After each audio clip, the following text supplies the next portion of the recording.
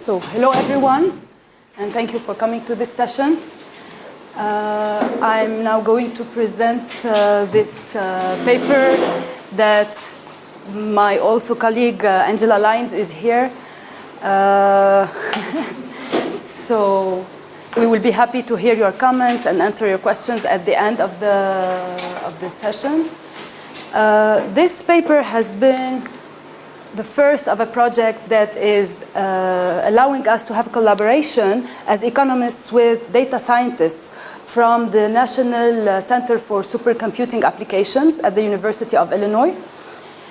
And so let's start first. What's the motivation for this study about forcibly displaced populations and the directions that we take? So nowadays we reached a point where the number of forcibly displaced people have exceeded 100 million. And the tendency is that displacement in recent years have been protracted, which means that people are staying in prolonged situations of displacement. Usually the humanitarian agencies are there to help assist the refugees, especially to meet their immediate needs. Now the problem is with the multiple crises that are arising and the shrinking humanitarian funding, so those humanitarian agencies are finding themselves obliged to kind of redesign some of their targeting strategies to be able to reach those who are most in need, who are considered as being the most vulnerable.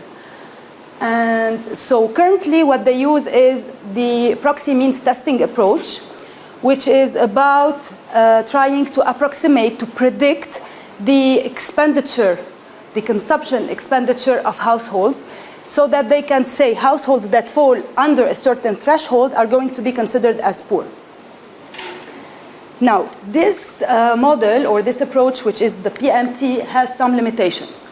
As we said, it is basically about predicting the expenditure. And expenditures in and of themselves are susceptible to variations in prices across time, but also across regions. So for instance, in the case of Lebanon, where the study takes place, we have been witnessing a hyperinflation, like triple digits hyperinflation in the last couple of years. And also across regions, the prices tend to be different. And so this is why the PMT here that relies on expenditure becomes more problematic. Second is because the PMT relies on the assumption that to measure poverty, expenditure is enough. But we know from literature or even from our own work and some other colleagues that multidimensional poverty is a better measure of poverty because it takes into consideration some other deprivations that people can encounter. Now, even if the metric for poverty was really expenditure, PMT are known not to be the best. They are not that accurate. So the objective of this paper is to trying to suggest effective targeting strategies that can address those three major problems that we just discussed. And to do this, we are suggesting a data science approach because to be able to assess the multidimensional poverty of refugees, this requires data that is very hard for humanitarian agencies to collect, and in most cases it's very unpractical and costly. So this is where the machine learning can help to lead to those predictions. Now, how do we contribute to the literature? First, by substituting the expenditure per capita with a multidimensional measure of poverty. Second, as we said, we are going to use the machine learning techniques to predict which refugees are considered to be poor. And this is going to be based on the survey data that is available. Third, we are among the first researchers who introduced geospatial data to among the covariates to be able to predict this the poverty. Fourth, we consider time trends. We are lucky to have 4 years because usually it's very challenging for researchers to get data on refugees for a long period of time. So we have 4 years, 2018, 2019, 2020, and 2021. And these are really, I would say, unique years. In general terms, we all went through the COVID during this period, but also for Lebanon, these were the years where we had the shift from more or less normal situation to the compounded crises that hit the country. So, and lastly, what we do is we compare the results that we got based on the multidimensional poverty measure with those generated by the traditional PMT score. Now, I'm not going to spend a lot of time talking because I think most of you are more or less aware of the situation in Lebanon and the Syrian refugee crisis in Lebanon. Just to highlight that this is the country that has the highest percentage of refugee population. What happens is that we have three major humanitarian agencies, the UNHCR, the World Food Programme, and UNICEF, who are very active and try, as we said, to meet the immediate needs of refugees through two types of assistance program. Cash, what they call multi-purpose cash, and cash for food. So this is just quickly a map of Lebanon that shows the distribution of Syrian refugees. This shows the distribution of registered Syrian refugees, which does not exactly reflect the real number because many are not registered. For those who are familiar a bit with the geography, we can see that the regions that are close to the borders, like the northern regions and the eastern ones, has the highest concentration. Now, in terms of our analysis, the data sources are as we talked, we have 4 years, and we are basically relying on the VASIR data, which is a data collected by the humanitarian agencies on a yearly basis so that they are able to assess the vulnerabilities, but also because they base their calculations of the PMT. As we said, they have to approximate the expenditure per capita. And so they base this on the findings of the survey so that each year they can tweak the algorithm they use. Now, we are lucky and grateful to the UNHCR because they gave us also access to data that is not usually publicly accessible, which is some official administrative data that shows us what is the amount, the exact amount that registered refugees has been receiving in terms of assistance. And both here, the multi-purpose cash or the cash for food assistance. We also have access to the PMT scores. So when they predict out the PMT scores for all the registered refugees, they get those PMT scores based on which they rank refugees. So we've been able to access this information. Now, as we said, a particularity of this study is that we include geospatial data. So here are some of so for the details, you can see them in the paper. As we said, we will be sharing it. We also have it on SSRN. So now let's look at the methodology. What do we do exactly? First stage, let's see how do we construct our multidimensional measure of poverty. We do this in 3 steps. First, what are the dimensions that we want to focus on? Since here we are addressing the humanitarian agencies' interventions, and as we said, this relates to cash, multipurpose, and cash for food, so we decided to focus on 3 dimensions, which are expenditure per capita, the food consumption score, and the reduced coping strategies, because the second 2 are measures of food security. And so what we do is that we try 2 weighting schemes. One weighting scheme would be considering expenditure as, so the first one, the major one, is going to consider all of these 3 dimensions having equal weights. But then we take another weighting scheme whereby we say, let's take 50% weight for expenditure and then 25% for each.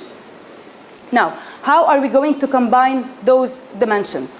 We choose to rely on a distance function, and like we have compared a couple distance functions, and we ended up selecting the Manhattan distance function. What we do is that for each dimension, we would take the distance of a certain household to the poorest 5% in this dimension, and then we would take the weighted average for the 3 dimensions, again based on 2 weighting schemes. Now, when we look at the distance, the highest the distance means that the poorest the highest the distance means that, you confused me, means that the person is less poor, right? Because it's a distance to the poorest 5%. So what we do exactly is this step 3, just to flip the order. So we inverse, we take the difference between the maximum and this distance, such that the index could be interpreted as the highest the index, the poorer the household. Now, we have the PMT scores that are given to us by the UNHCR. We can compute our MP score. Now, the second step is to try to use the data to predict both, because at the end of the day, the humanitarian agencies need to use the administrative data they have to predict those variables, those measures, to the whole registered community of refugees. So what we do is that we use the survey data that has socio-demographic predictors. We also, as we said, include the geospatial indicators. What we do here is that we run the lasso, the random forest, and the gradient boosting. And we use a cross-validation that is in machine learning. This is basically to address a problem called overfitting.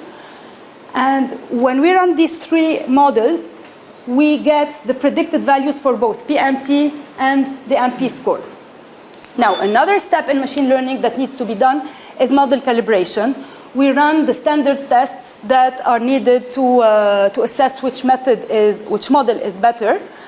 The results, when we compared the 3 of them, they are somewhat comparable. We decided to use the gradient boosting because usually the decision tree algorithms are more complex, and this means they allow for more flexibility and better accuracy. So now, these are the results of the gradient boosting model. So what we see here are the top predictors, the top 20 predictors of poverty. Now here, this first slide, we are looking at poverty expressed in terms of the PMT, the expenditure base. What's interesting is that, okay, there are some individual or household level indicators that matter, but also many of the geographical covariates. We notice this again, and mostly when we look at the distance-based multidimensional poverty score, where we see that more than half, in most of the cases, more than half of the 10 predictors are geographical covariates, and we have one specific governorate that seems to be the top predictor. So the takeaway from this is that place-based poverty is something real, like the locational aspects really matter.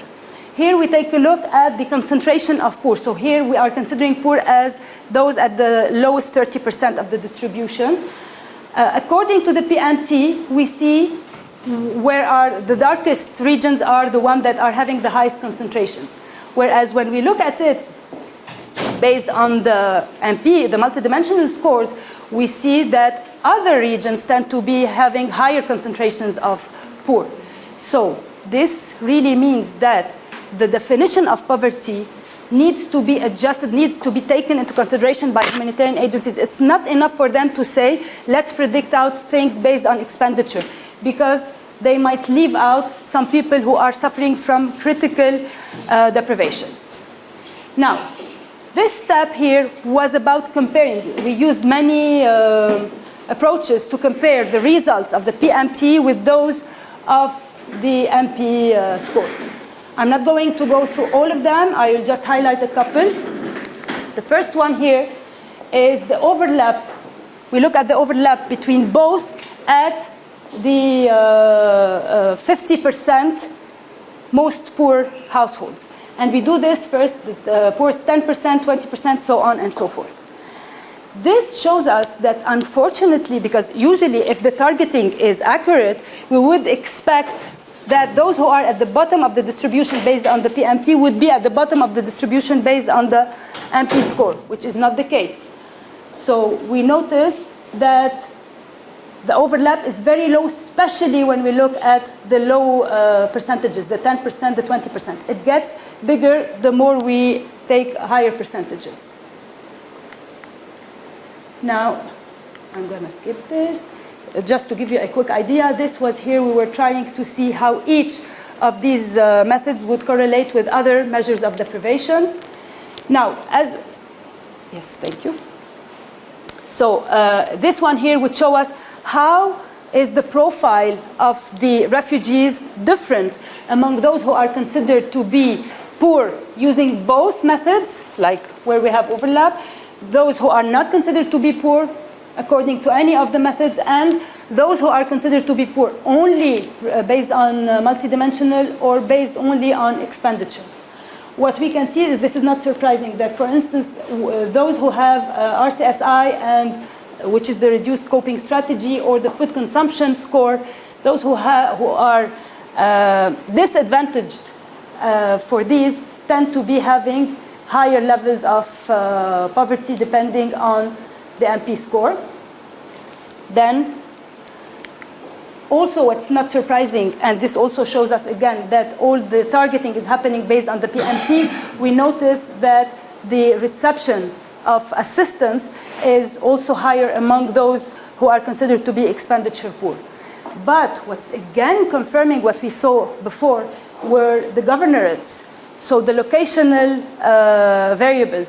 We can see that according to the PMT, some of the governorates that we were seeing as being the highest, having the highest concentrations.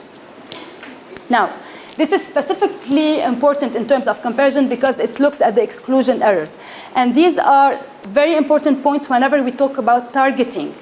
Because for any targeting strategy, the concern is always to see what's the percentage of households that are left behind, which supposedly should be considered as poor because they are poor, but the prediction end up considering them as non-poor, and therefore they don't get included in the program. So when I'm going to focus on these two because we've done this comparison for both, for the distance-based MP score and for the PMT. We see that for the three of them, the exclusion errors tend to be lower for the distance-based MP score, especially if we look at the first 30%, which means, again, remember that we said that we have a shrinking humanitarian funding.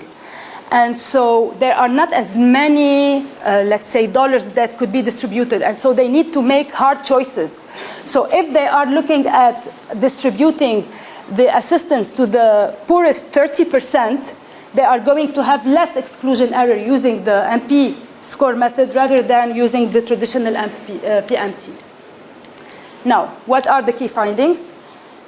Again, the definition of poverty really matters. It can affect the results. Second, as we said, the multidimensional aspect of poverty needs to be taken into account. Otherwise, people could be left behind if they are experiencing other forms of deprivation. Time element is super important. Also the geospatial element, which is something that has not yet been taken a lot into consideration by researchers. Now, the bottom line, I would say, is that we are encouraging, based on this framework, we are encouraging researchers, but also the practitioners, the humanitarian agencies, to use this kind of data-driven models, which can be flexible and can ensure that less people could be left behind. This work is not only applicable to the Syrian refugee context in Lebanon, but it could be also replicated in other refugee contexts, and unfortunately we can expect in the coming years this to be maybe a more concerning issue. An interesting thing that we've done based on this academic work, we've been also able to translate this into recommendations because my colleague Angela, who is the lead author on this paper, and I are part of the T20, which is the research and advice and policy advice network of the G20. And so this year we have expressed or translated this into policy recommendations to the G20 in order for them to encourage more the fact that humanitarian agencies rely on this kind of data-driven approaches. Thank you so much. Thank you. And we are looking forward to your comments and questions. Very, okay. How very do I? Interesting paper. Thank you. As I said, we'll keep the comments to the end. But I just in passing, I have to say that this issue in particular is one of interest to us in ESCO because, as you might know, we were the first to publish the national MPI, the famous 80% figure that got voted worldwide. And so I very much encourage this approach to move to an MPI-based definition of poverty. Thank you. Okay, our next speaker is Valérie. And Valérie is going to talk to us about vulnerability to multidimensional poverty in Algeria and Tunisia using again, counting-based approach, so it's again very much anchored. And we have so, papers are right just ahead, it, so and I I think put here in the and interest of here. time, unless there are clarification questions. No. So then you can.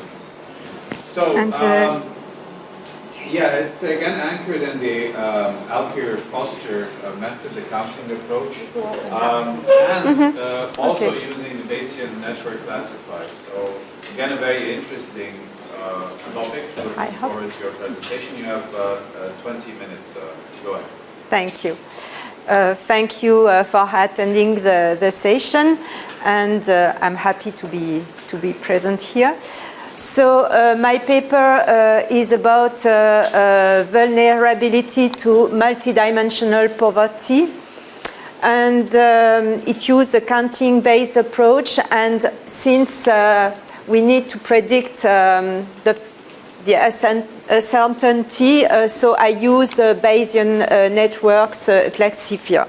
So I first explain the reason of this paper. So I'm sorry, like this. How you do that? Okay. So many countries adopted the SDGs, and among the SDGs, the first SDG of ending poverty in all its form everywhere remains one of the most challenging issues due to the fragile context. And particularly the crisis, the current crisis facing countries illuminates the need to take into account, to pay more attention not only to the current poor, but also to those who are vulnerable to poverty in order to prevent the situation. However, the inclusion of vulnerability in poverty analysis is relatively recent. It dates back of the 2000s, following the pioneering study by the World Bank. And since then, there has been a number of approaches, but they have not yet been widely adopted, and they remain dominated by a monetary approach to poverty. In fact, the literature I'm sorry. No. Sorry. The literature on vulnerability to multidimensional poverty is poorly developed, and but vulnerability can also occur in other dimensions of well-being. And the only existing studies are, so I give you a list of these few studies, and the sole exception regarding the MENA region is the study by Lyons on Syrian refugees in Lebanon. So the objective of this paper is precisely to address the issue of vulnerability to multidimensional poverty. And the second, the second motivation concerns the choice of the two countries, Algeria and Tunisia. Why? because it stems from a study I conducted in 2021, and that has been recently published in a research handbook on measuring poverty and deprivation, edited by Jacques Zilbert. And in this chapter, the result that I have obtained regarding Algeria and Tunisia show that these two countries had very similar levels of multidimensional poverty. So I think that it should be interesting to see if the story or the result or the conclusion remain valid when we examine the vulnerability of their population. So in order to to address or to assess vulnerability to multidimensional poverty, I draw on a recent study developed by Gallardo regarding both the definition of vulnerability and also the approach adopted in order to implement and to measure vulnerability to multidimensional poverty. So, in the literature, which concept of vulnerability to choose for measurement? So, poverty, vulnerability are related concepts since they refer to measurement of well-being, but they are also very distinct concepts, and the distinction is very important. While, for example, the poor can be considered as vulnerable, the reverse is not true. And it is also important, and the main difference concerns the uncertainty about the future as a consequence of the risk faced by the individuals. So studying vulnerability has potential benefits, because it allows us to identify the household characteristic linked to poverty.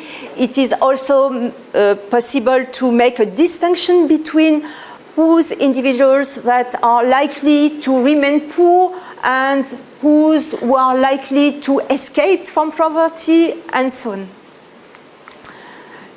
We can find four main definitions in the literature, so I draw on the last one, and the choice is also due to the availability of data, and some approaches are more appropriate if you only have cross-sectional data.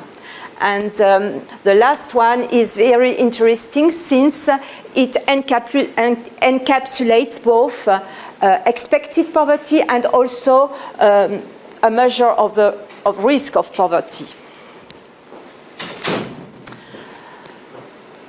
So if we look at the few studies that try to measure vulnerability to multidimensional poverty, the majority of these studies employed the vulnerability as expected poverty approach.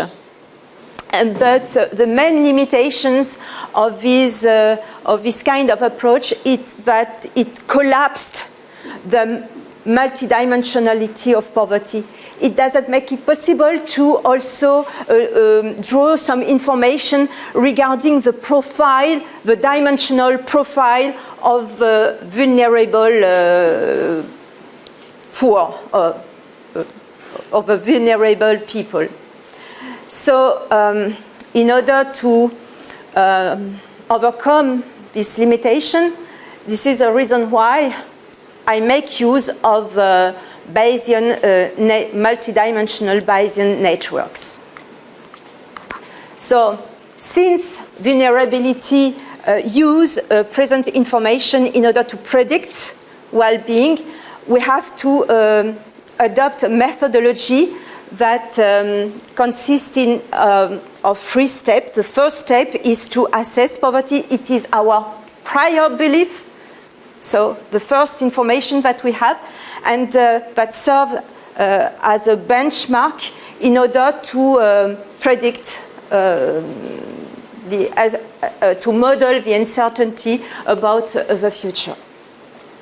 So the first step in this paper relies on the extension of the Al-Kayan-Foster approach, which is known as the M-gamma family of poverty measure, that include, it has been developed in response to the criticism addressed to the MPI as being not sensitive to inequality among the poor. So you can recognize something that is analogous to the FGT poverty measures that we find in the monetary or in unidimensional context. And the idea is to get information not only about the incidence, but also on the intensity, and finally on the inequality in the distribution of the deprivation score among the poor. So it is easy to make the decomposition of the last measure into the 3 I's of poverty. So the second, so I have applied the first step using 10 indicators and using the UNICEF mixed data, and I have a little problem here. I have adapted using the work that has been published by ESCAV regarding the construction of the Arab MPI, and here you see the adaptation of the dimension to the MENA context. The second step consists in modeling the joint probability distribution. The idea is to model the probability of being multidimensionally poor, and also the probability, at the same time, the probability of being deprived in each dimension. And since the probability of being deprived in each dimension may be dependent on household characteristics, so we also take control for household characteristics when we try to estimate this joint probability. And for that purpose, we also make use of the Bayes rules, since we so here, Bayesian network is a probabilist graph model where the nodes are the random variable and the directed arc are the conditional relationship between the random variables. And the classifier make a distinction between partition the variable between the feature variable and also the class variable. But we don't have used the classification. We have implemented the Bayesian network in order to get the posterior probability from which we have applied the definition of vulnerability that encapsulates both the expected well-being and also the risk of loss of well-being. So this is our network, the network that I have implemented. It is a little bit more complex because it has 2 levels. You see here the household characteristic, here which are the feature variables of deprivation indicators. It is the class variable at the first level, and from this level you can use this variable which became a feature variable in order to predict the probability of being multidimensionally poor. And I have, since our variable are binary variable, the random they follow a Bernoulli distribution, so it is easy to take into account the downside semi-deviation, and because the risk is afraid of loss of well-being. And it's not yes. Okay. So, and then when you have individual vulnerability, you can aggregate using the Foster and Greer-Torbach indicator. But what is also interesting with this kind of approach, using two thresholds, is to decompose vulnerability into two components, severe vulnerability and also vulnerability, the risk-induced vulnerability. So this approach has been applied using UNICEF multiple indicators, and our multidimensional poverty measure use the threshold of UNDP. Here we have the results, so we can observe that Algeria registered a faster reduction in multidimensional poverty over the period than Tunisia.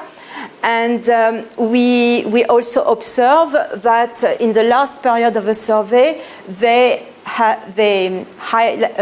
registered almost the same level of multidimensional poverty regarding whatever the measure of poverty used. So, do this conclusion remain valid for vulnerability? So we have implemented the methodology I presented, and here, but I can come back and thereafter because I need more time. So we see that vulnerability measure mitigate the conclusion derived from poverty measure. Since due to the fact that we can observe that vulnerability, in the last column you see that you have the headcount ratio in vulnerability are significantly higher than the observed multidimensional poverty in both of these two countries. And we also observe a decrease of the ratio of his headcount in Algeria, but an increase in Tunisia. And we draw the conclusion, but I can explain more, that the decline in poverty in Algeria, in Tunisia, seems to be more fragile than the decline in poverty in Algeria. And this is also confirmed by of the other result. Here you find the decomposition of vulnerability into its poverty component and into its risk component. And we also observe that in Algeria, vulnerability, the decrease in severe vulnerability has been faster than the decrease in moderate vulnerability, and you see the reverse trend in Tunisia. So it seems that vulnerability shift more towards moderate vulnerability in Algeria, and you have the reverse trend that is observable in Tunisia.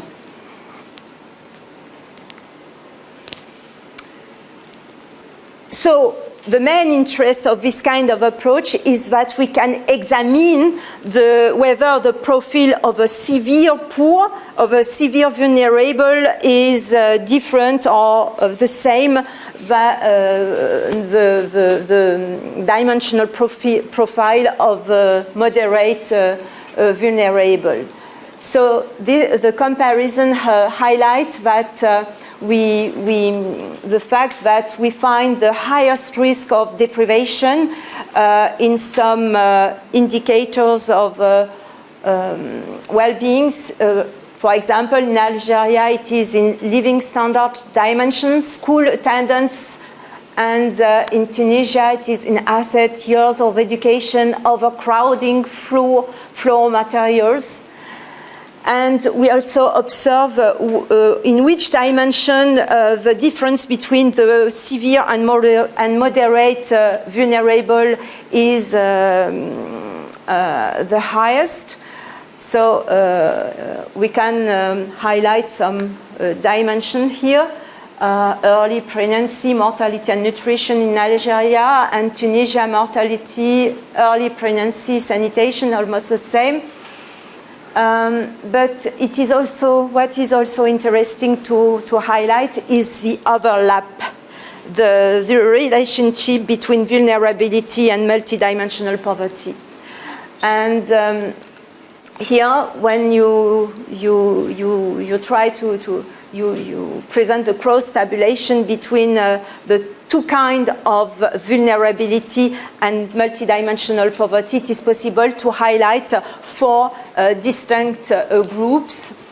And here you see, and this supports the conclusion regarding the trends that we have seen regarding the evolution of vulnerability in the two countries and the difference between the two countries. You find that more than half of a population of whose people that have been identified as vulnerable are likely to remain poor in the near future. And you can also observe the percentage of them that are likely to escape from poverty. And this percentage is also higher in Algeria than in Tunisia in this situation. And also you can highlight the incidence of vulnerability by poverty status. And here we also observe that severe vulnerability decreases significantly among the poor in Algeria.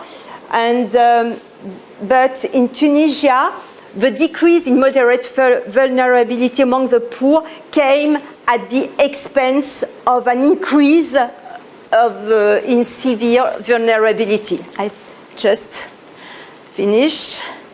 So this study highlights differences in the nature of vulnerability faced by the population in these two countries. And we have four key findings that are noticeable, which can be, which has, and the difference that we highlight here can be explained also by the social policies at work in these two countries. And this is my conclusion. I'm sorry. Thank you. No, really, again, very interesting paper, and tu le veux? discussing it. But let's first go to Mohamed Ali Marouani, and Mohamed, I think, is well known to us in the ERF community.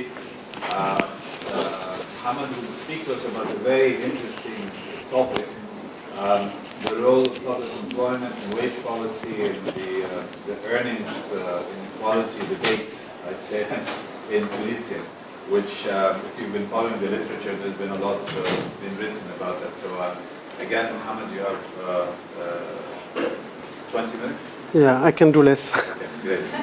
So thank you very much. Thank you for the presence. Thank you for the chair. It's good to have you as the chair because you've been working on these issues for a long period. So the work I'm going to present has been co-authored with Fong Limin, who is here and who can participate in the debate later, about the role of public employment and wage policy in the dynamic of earnings, inequality. Sorry, you have to start. We have a technical issue. You have technical issues. Okay, it's fine. About the case of Tunisia. So it's an analysis on 20 years. If you can put me the computer, at least I can talk from there.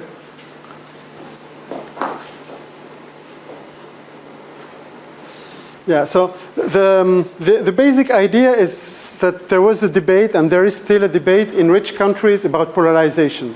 So polarization is that the richest and the poorest get better off in a way, and there is all these middle people that do kind of routine jobs, which lose their jobs or see their wages going down due to computerization, digitalization, robotization, et cetera, we're all talking and hearing about AI these days, et cetera. And so the idea of this research was to see if, in the case of Tunisia, if this debate is relevant. So if inequality has been changing due to similar subject. So trying to look if we have some results or if it's other variables. And actually, we find that it's, I give you the end of the story because we don't have the table. So it's other results. And in a country like Tunisia, where the public sector is important, but I think in Egypt it's similar and many countries in the region, actually the dynamics of the public sector, be it employment or wage, has more impact than the technology variation or other. If I knew if it were this, I know how to change it. Okay, I thought it was a bigger problem. So it's fine, we are saved. Okay, no, don't worry. Yeah, no, I was still in.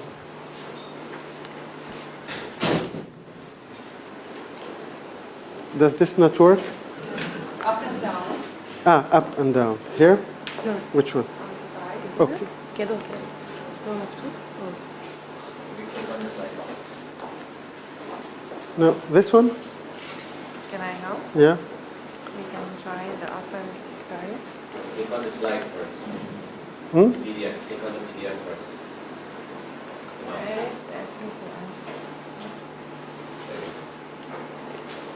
It works? Or just use the last one. I can change if you need. Yeah, okay. Or you can just start next slide. I don't know why it's not working. The second technical problem.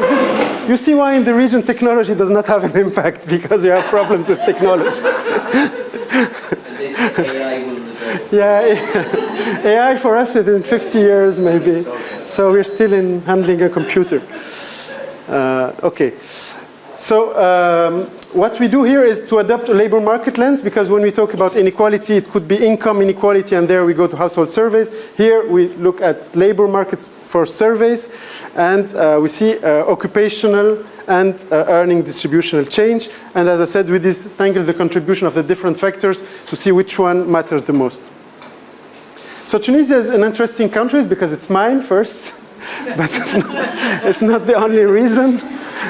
It's a country that has been seeing most of the problems of the region a little bit before the others, so it's a good kind of lab.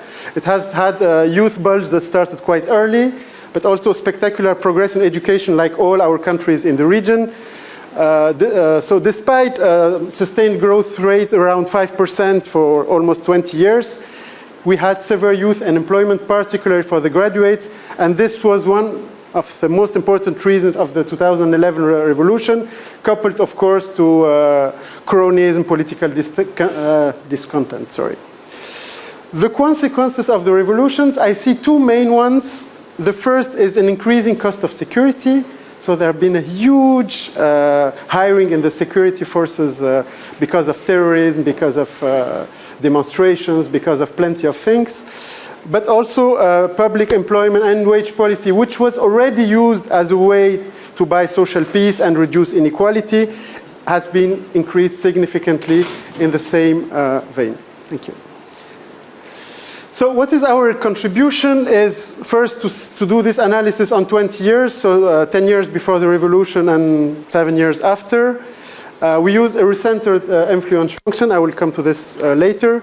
And to assess the contribution of public policies against other determinants. And our main finding is that there is a lower public-private wage gap that is the main determinant, but also lower sector wage gap. You will see the sectors that have been seeing their premia going down. Also decreasing education premia, and this is something that we see in the whole region, of course, due to the we'll see the figure as well, where we have a supply that is increasing at a higher pace than demand, and other factors. So the data is from the Institut National des Statistiques, the LFS.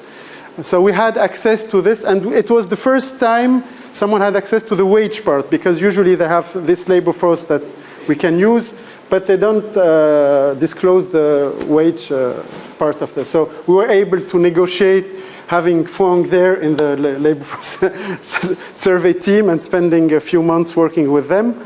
And so with these 3 surveys, and the task content measure is based on the ONET framework developed by David Autor and his co-authors, so this is very well known. So we have 5 sub-indices: non-routine cognitive, non-routine interactive, non-routine manual, routine cognitive, and routine manual. Well, this is quite standard, so I will not develop more. So what you can see in Tunisia is that the Lorenz curve have been shifting to the left, so there has been a reduction of inequality from 2000 to 2017, but the reduction has been higher before the revolution than afterwards. So this was the first surprising result for me, and we'll see maybe later, maybe you can go. Yeah. So here we see clearly that there is a reduction in the Gini index for the whole period, but that the reduction was more important in the first sub-period than in the second one. And what you can see also from the interquantile ratios is that we have a higher reduction for the lowest part of the distribution here, while after the revolution, it's quite similar, the reduction in the two, I mean, between the poorest and the middle, and between the middle and the richest. And we can maybe understand better looking at the occupational perspective. We see that the lowest educated share decreases because we have less lowest educated people, so it's an issue of supply. While here, it's really puzzling because you see that before 2010, we had the kind of expected evolution where you have the share of high-skilled labor increasing and the share of medium-skilled. It means a substitution of, for example, secondary educated by tertiary educated, which is the normal path of evolution of what we observe. But after the revolution, something scary happening is that the share of high-skilled is decreasing, while the share of education is still going up, but we have less highly educated people in the economy. And this is really something dangerous in a way, because it means that the share of highly educated in the economy will go down. Here we look at the 9 ISCO category of the evolution of employment, and later at the evolution of wages. And we see something interesting for employment, that the share of clerks is decreasing. This is the kind of computerization effect.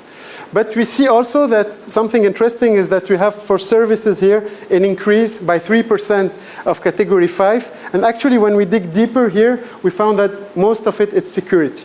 So there was a high share of increase of security cost, and this is something that people don't talk much about. But it's one of the costs of the revolution. For wages, the interesting result for me here is that we see that the lowest skill category get the highest increase, and this is because of the supply shortage. So you have less people in elementary occupation asking for these jobs, and we see it clearly in agriculture in Tunisia, where the wages of agricultural workers are going up as well. So this is what I talked about earlier, that we had a supply and demand going hand in hand until 2007-8, and then this big change, and after the revolution kind of explosion. I mean, no one is hiring any more graduate students. So the impact, of course, is that education premia are going down a lot in the first part, maybe a little bit less in the second. And for women, you see this interesting result that it's becoming flat. Why it's becoming flat? Because we're hiring people in the public sector, again, after the revolution. And in the public sector, of course, the equilibrium between men and women is better. So this has kind of saved the education premia for women after the revolution. So here we try to look at the impact of technical change. And I look mainly at this curve. And in rich countries, what we observe is a kind of U curve. So you have an increase for the lowest skills, an increase for the highest, and here the middle is. So here we don't see anything for employment, nor here. Here we don't see anything, even the opposite. So the only interesting one is this one, where we see kind of L curve. So an increase for the lowest skills, and almost nothing for the rest.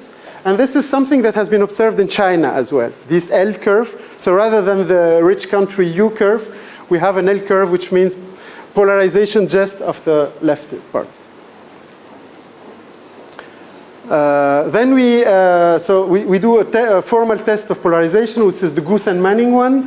So for employment, we don't find anything significant, while for wages, we find something interesting. So it's negative, the linear is negative, and the squared is positive. So it means that we have polarization, particularly in the first period, which is very significant.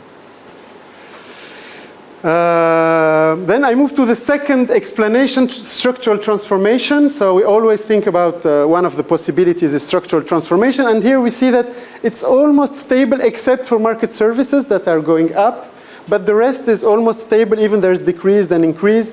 So there is not much a story of structural transformation in Tunisia. We have a decrease of sectoral premia. You see it clearly in manufacturing. In services, so the only sectors going up are construction and government services. So the fact that manufacturing is going down is bad news, because you know manufacturing is what has created the middle class in Tunisia, and so this is not really a good news. And we see that services is decreasing as well. And yeah, these graphs are really important because they explain the whole story, this one and the next one. So here we compare the dynamics of in the public and private sectors in terms of employment and wages. And we see that for employment in the public sector, we decrease the highest skill categories, while in the private sector there is a slight increase. So here we see clearly that the objective of the government is not to get the best people, it's more to do inequality, social, to calm the street, I mean, and to hire the people that are asking for jobs in the public sector, but not the highest skills in the country. But the second is even more important for our analysis. So if you can, before, yeah, no, this, the one you showed, it's my fault, sorry. Wages, no, not employment, just afterwards. Yeah, earnings. So this one is really interesting. When you look at the beginning, you see that pay is more equal in the public sector than in the private sector.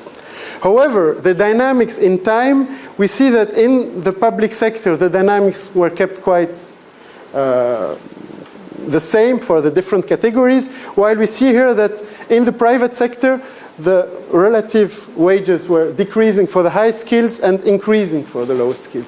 It means that in the private sector, we had a kind of inequality becoming more important, while in the public, it was quite the same. It's, we have schemes that are exogenous, decided by the government. Here, it's more the effect of the market, where we have more skilled workers, so their wages decrease, and less unskilled, so their wages increase. And this graph will explain most of our results. To continue the analysis, we implement ERF, recented influence function, which is a kind of extension of the Oaxaca-Blinder decomposition method. So I will not enter in the detail, probably give the results, it's more interesting. So we run a regression logit at the first stage with the counterfactual. So we have the final group, the initial group, and the counterfactual. And what is interesting is that we decompose the changes in composition effects and wage structure effects. And we do it at the global level and then at the detailed. And the detail is, of course, the most interesting.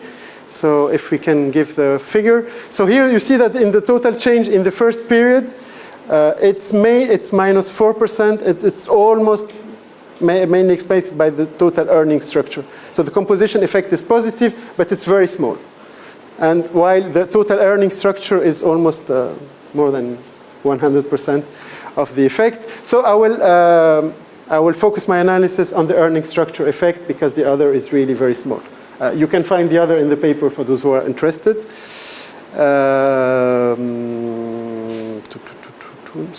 Yeah, sorry, yeah, this one is okay. You can go to the next one. Thank you. So here, just sorry, it's 2017, and here you should write 2017. We did a small typo. Maybe I'll go to the next one. Okay, we'll go to the next one. Next one. Yeah, here. So here we see clearly the yellow is the public. So we see that for the highest skill, we have a decrease when you are private, because public equals 0, it means private. So in the private sector, we have a decrease here. So this is one of the biggest results, that the effect of being in the private sector in this first period decreases income significantly. We see the industry premia, the same, they're negative for the high skills while they're positive for the low skills. So we see these two. And education here also has a negative impact here while it has a positive impact here.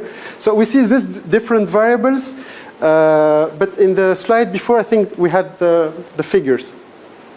Sorry, yeah. No, not this one, before. Yeah, here you see that this one is the most important. So when we decompose what has the most important impact on inequality, we have this public-private variable, then we have the industry variable, and then we have education and others. So I will conclude by just summarizing these results. So the most important is that we had a strong decline in inequality, and this reminds us, he's not here, but there is a paper of Shanta Devarajan and co-author showing that inequality was probably not the main reason of the revolution, because we were in a period of decreasing inequality, at least the way we measure it. Although there were other papers in other countries trying to, but I think there is an interesting debate about politics and inequality variation. So here we have an L-shaped polarization, ambiguous effect on routine-based technical change. The earning structure effects dominates the composition effects. And when we decompose earning inequality, we have a decline in the earning public-private wage gap, which is the most important variable. We had also declining trends in sector premium, mainly manufacturing and market services. Excess supply of tertiary educated, this is very strong variable, very strong determinant in the region. And some others like falling return to experience and decreasing wage gap between coast and inland. And thank you very much. Thank you.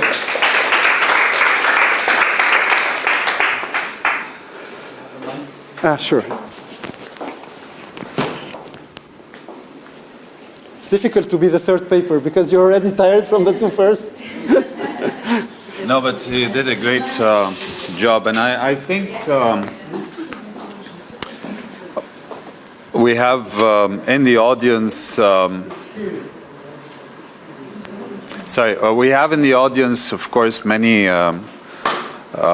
experts, and I'm also glad that Tuhami and Russia are here. They know more about the technicalities of these methodologies than myself, so eager to also hear what they have to say.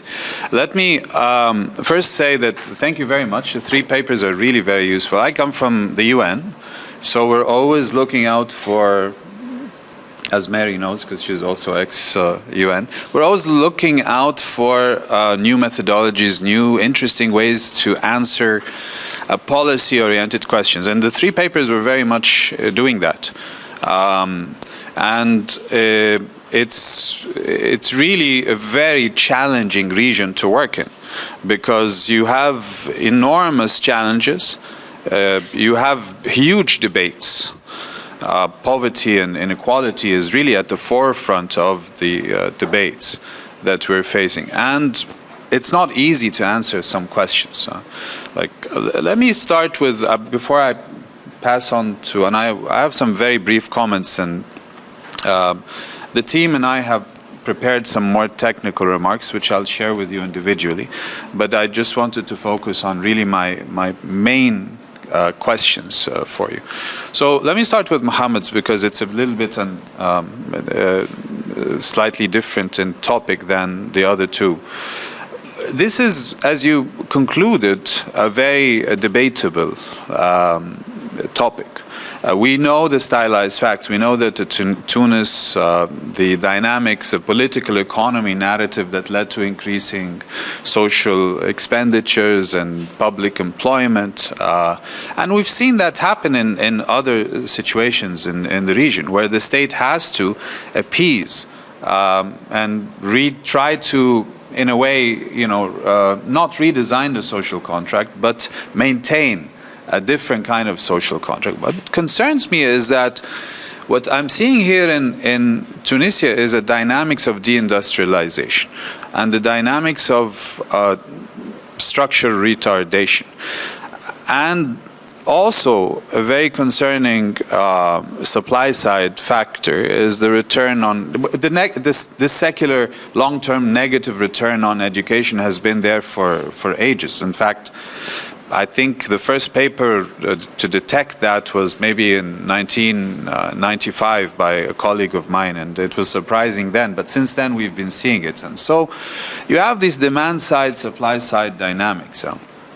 Now, to jump from that to say that inequality is not an important factor in triggering the spring is another issue. Because one can argue, of course, that I agree with you, that if we look at the survey, household income survey and the labor market survey, and we look at these Ginies, yes, the inequalities, especially the period before the revolution, that's kind of surprising, especially in Tunisia, and especially with wage inequalities. But there were so many, as we argue in the ERF report, inequality is such a complex issue. And to just base it on monetary or wage inequalities in isolation from other outcome inequalities in the social sphere, and more importantly, in opportunities. So the real Arab paradox, that my response to Shanta and this paper, was not that you were witnessing these declining Ginies or stagnating Ginies in most of the countries. Or even, as Piketty would argue, that if you measure it correctly, the share of the top decile will be much higher. That's really not the heart of the issue. The heart of the issue is that you are seeing a complete divergence between, as Russia and I worked on with Paul Maqdisi and others, outcome opportunities and opportunities inequalities, okay? The inequalities and opportunities and outcomes were going in very different directions, even for the same indicators over the same period. And that applies to Tunisia as well. So my only remark is contextualize in the political economy narrative, and to try to pull perhaps a narrative that is inclusive of these other factors. But really, it's all of that state-of-the-art paper, fantastic work. So I congratulate you on that. Now let me turn to, very quickly, the other two papers. Josephine, thank you very much, and this is, again, a very interesting paper for us, and especially the work that we have done in the UN. Your definition of poverty is the issue I want to focus on, because you want to focus on the MPI. Now, normally when you do an MPI, you spend most of the time explaining the MPI, explaining what are the dimensions, explaining how you get to that. You didn't do that. You just skipped over it as if it was, the 3 dimensions in it. I wanted to know more about how you constructed the MPI. Because for me, this is really the heart of the matter. And it seems to me that your dimensions and indicators are really proxying for income poverty, right? Because even your food security indicator, and that's what I didn't understand, what exactly are these indicators and the coping part of it particularly? Because if you were to, if you have the data set, and if you really wanted to go with the MPI approach, then why not include living conditions indicators? Why not include the health indicators? Why not include education? You might have good reasons for not doing that, but please explain it. Please contextualize that. Now, the other thing about the error... I'm going to open the floor and then you can come back. And the other thing is about the exclusion errors, and I didn't really notice that much of a huge difference. So maybe I'm missing something, so just that's the other point. But really a very interesting paper. And machine learning to improve targeting, that's a nice idea. I haven't seen that before. And I wanted we should discuss this further, because I can see some applications for this kind of work. And we actually, anyways, that's a longer discussion. I don't want to take more time. My comments, Valérie, vulnerability. Well, there, sorry. I love this paper, but I don't know. I'm more of a traditional person when it comes to definitions of vulnerability. Okay, so I'm going to take a step back and say that when I talk about vulnerability in the MPI context, you would start by saying this is the cutoff, let's say at 30%, okay, or 33%, whatever. And then you say, okay, let's look at the people who have deprivations in weighted deprivations of between 20 and 33%. And then you look at that group of people, right? Those who are severely deprived are going to be having more than X percentage of weighted deprivations. Now, you come in, and this is a very interesting way of looking at vulnerability. And it also has a very interesting application because you're looking at the joint distribution, right? So when we used to do our updates, not of vulnerability, but like when we did the micro simulations, the Monte Carlo simulations to update the MPI for Lebanon, we would shock individually these indicators based on whatever information we had from, satellite imagery or whatever, just to understand the order of magnitude. And then we aggregate using these simulations. So the probability of that household to be flipped from non-poor to poor as a result of a negative shock would be so. And that's how we would, but this is an interesting approach. So I can see a lot of applications for this in terms of even doing our own micro-simulations. But I wanted to ask you, my main question was, if you were to do that overlap with the traditional story that you would get, would you get the same results? For example, would you get more vulnerability for Tunisia and Algeria using that simple method? And if so, because I don't know, then what would be the value added, over and above this simple approach of the definition, the traditional definition of vulnerability?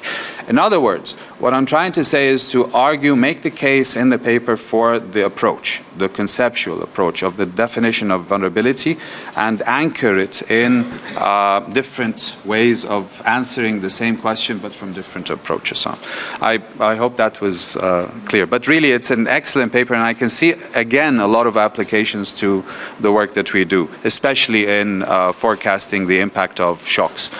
So that's these are my comments, and I think I've taken quite a bit of time. We have to open the floor now. So sorry if I took a little bit more time, but Russia and then to him. So first, thanks as representatives for this interesting papers. I have two questions / comments to Josephine and to Marouani. So Josephine, I would like to second Dr. Khalid.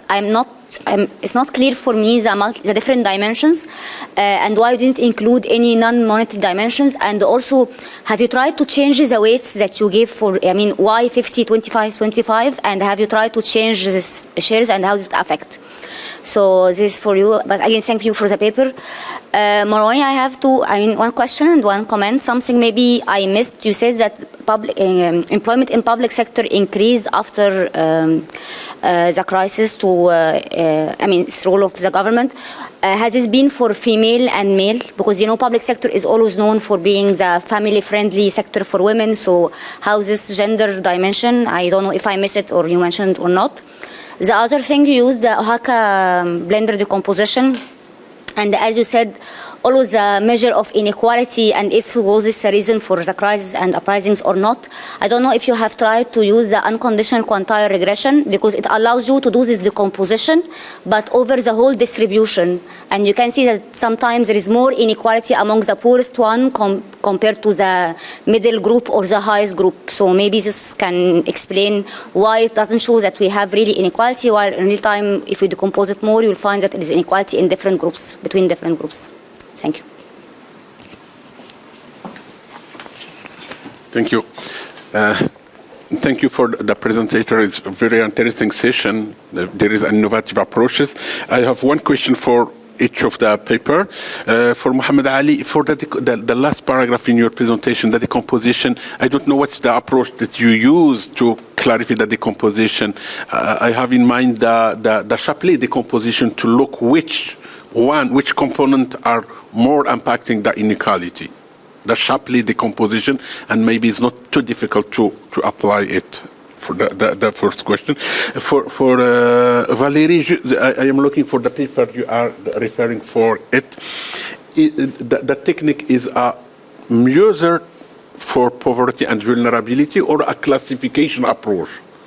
I have a confusion. It's a measure of poverty and vulnerability, or a classification as some statistic classification approach. I am confused in this.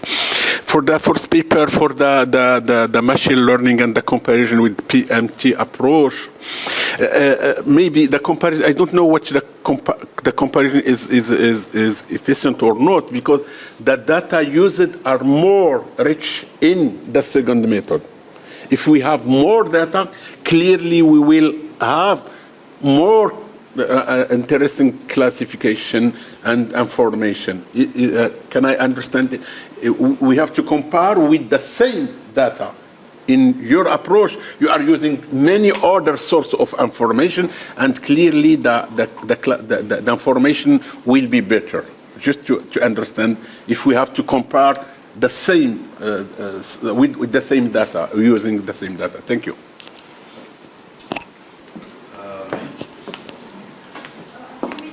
First of all, oh, I'm sorry. Okay, and that's why. Okay, first of all, I like the three papers, and I like the different techniques that were used. I'm a statistician, so I'm usually focusing on the techniques.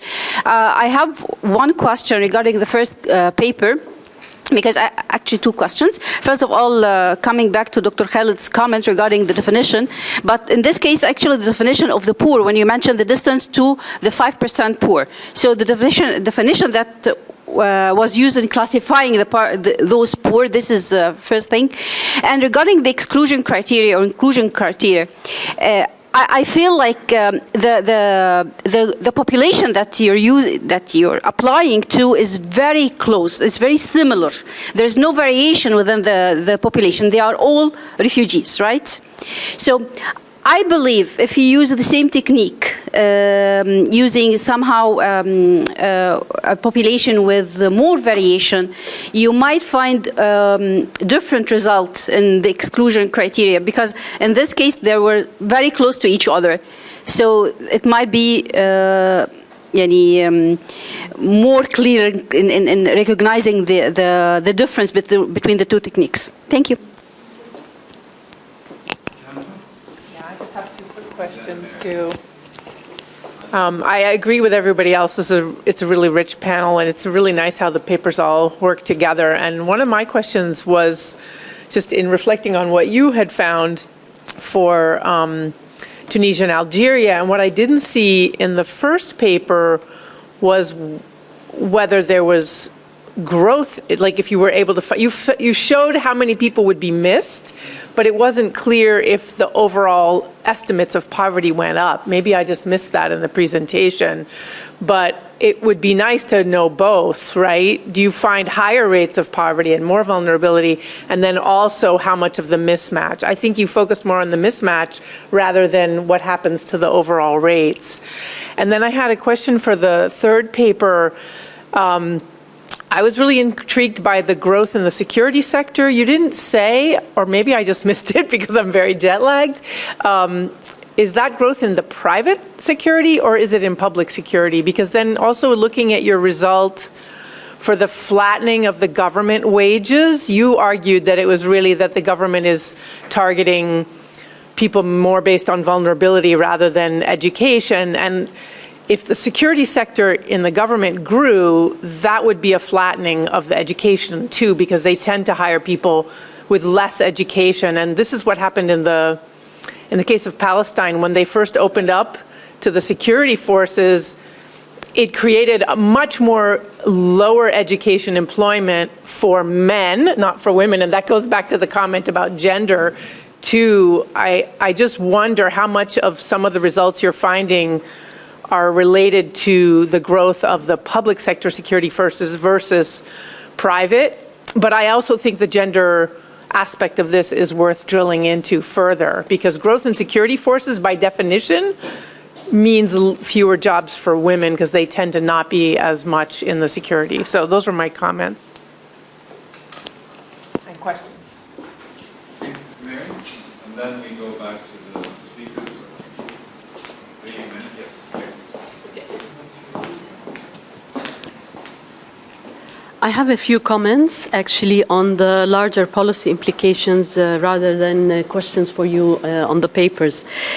On the paper on refugees, it would be very interesting to see that now, after 12 years of the provision of cash assistance or food assistance to refugees, whether if you present these results to the UN agencies that provided you with the data, whether they are willing to change their approach to the distribution and targeting and all that, and whether they still have the means to do so now, as we are now in a particular moment in terms of the future of refugees, especially in Lebanon.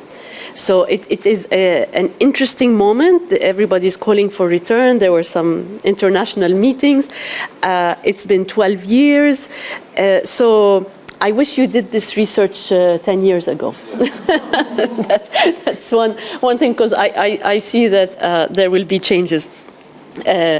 On the third research, I was so intrigued to hear that inequality has been decreasing in Tunisia before the revolution. And you know what? I love this conclusion, because it tells us it's not about poverty, it's about justice. You know, when we have political upheavals, we always blame the poor. But it's not only that. People care about their dignity. And this is what happened in Tunisia. So I think you can put this, that it's not always poor people who are rising up. People want freedom of opinions, freedom of associations, you know, all forms of freedoms come in. So thank you. Thank you. Of course, Mary, being a former ILO and also Minister of Planning in Jordan, picked on really the most important issues from a policymaker's point of view. I think we'll give each of you, maybe we'll go in the reverse order. But I forgot, Mohammed, one last comment since I have the mic. We actually have done a work on the classification of occupations, and we're doing that as a basis for our social middle class work now.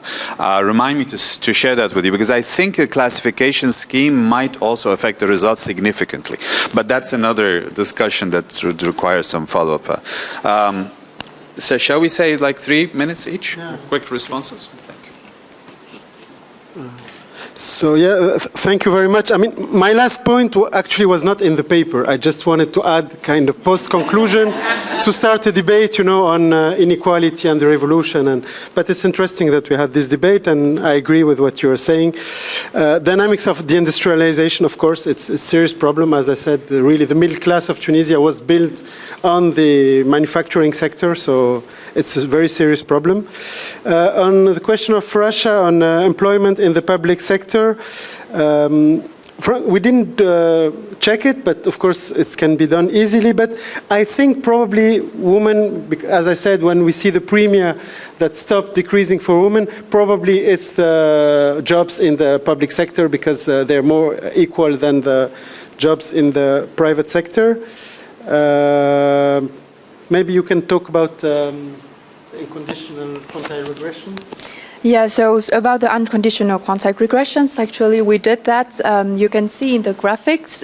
So we have presented a table about the Gini, and then so we have the graphic with many colors. So we did unconditional quantile regressions for like 20 quantile important, like the 5th quantile, the 10th, and up to the 95.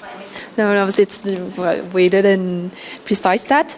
And for the shapely decompositions, actually the shapely decompositions, it's used to decompose the between and within effect among the contributions of the group to the total inequality. So, for example, it can be used to decompose the contributions of different regions to the total inequalities. But here's what we are interested in is to decompose the effect of different covariates. It's rather than, so to decompose the compositions. I mean, when we talk about the composition, it's the change in the the shares of each covariate, and yes, and it's about the change in premium to the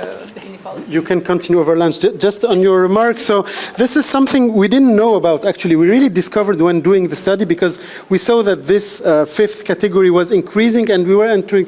So we went and we found that security forces, but frankly, we didn't check if it's public or private. Of course, it's different, but I guess a significant part is public, because we see a lot of public security. And these people in Tunisia are mostly secondary educated. Right. So it's this category that probably the substitution that we saw is partly explained by that. Yeah. And Mary, I agree with what you're saying, so thank you. Maybe Valérie? I don't remember the questions. Sorry.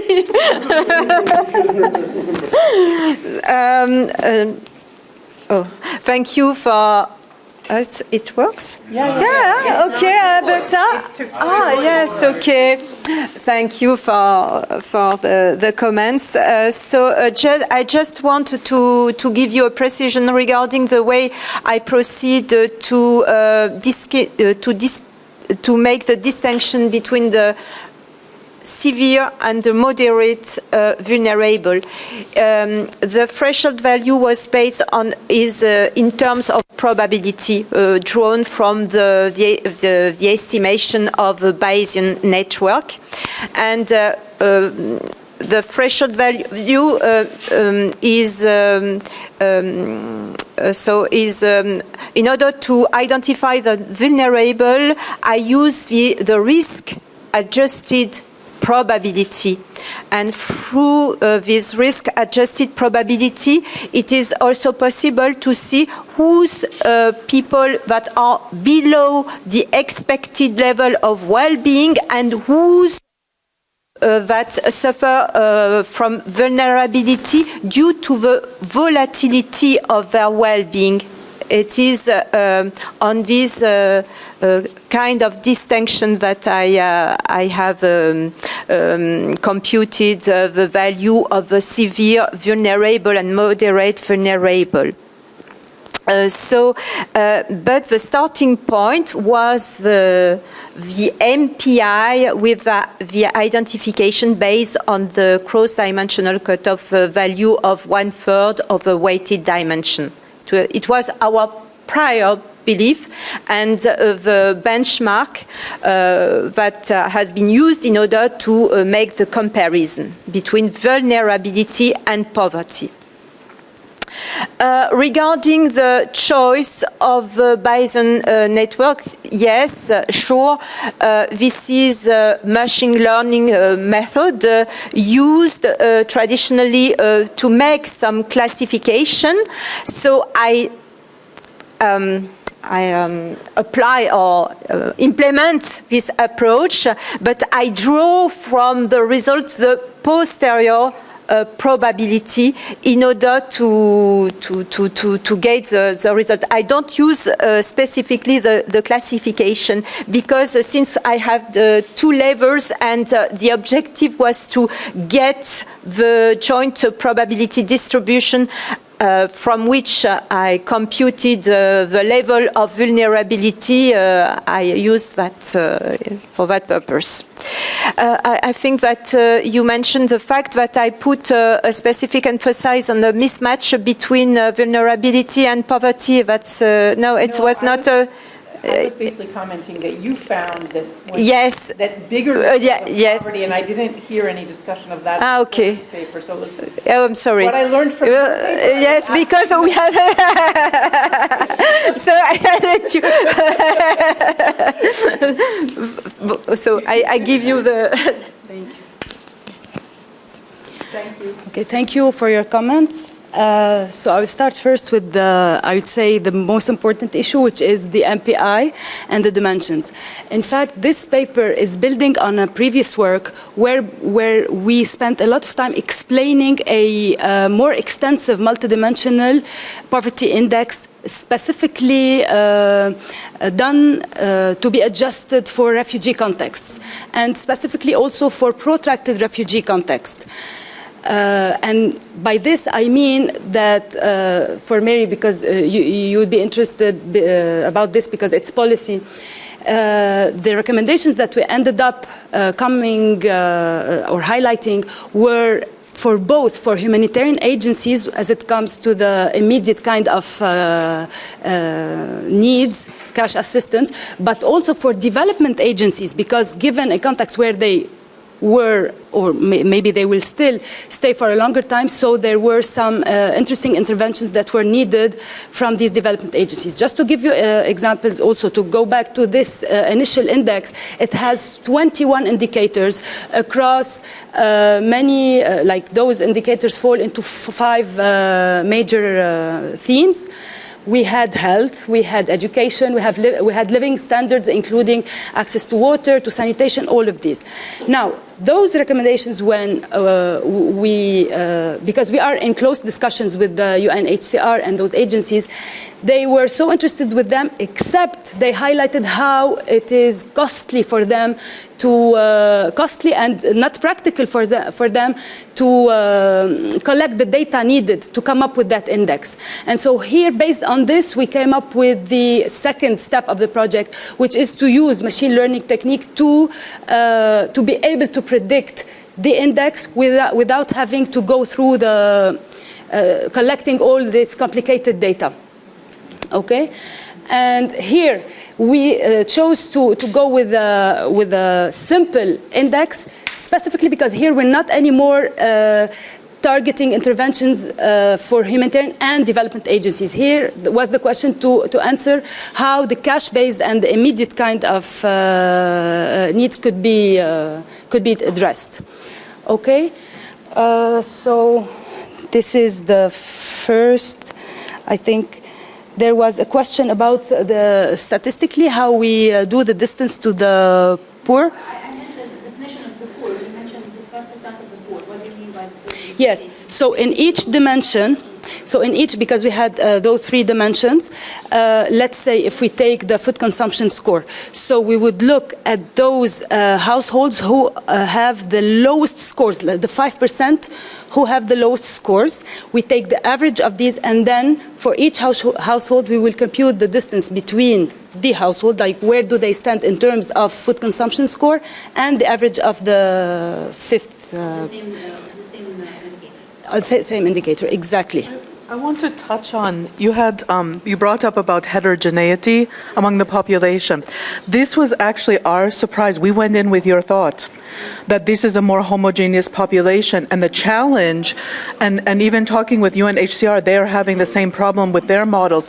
It's too heterogeneous of a population, more so than if you take just a larger population and try and use the MPI. It's very interesting. In fact, that's why we're also arguing now about place-based poverty and trying to encourage them to use more of those metrics, because we are finding that there's so much heterogeneity, not just across the socio-demographics, but location of where they choose to locate. Yeah, so this was a surprise for us. Yes. Thank you. Thank you. I really, again, want to express my thanks to all of you. It was really very interesting. But we need another session at least to go through all of the in-depth analysis. Thank you very much.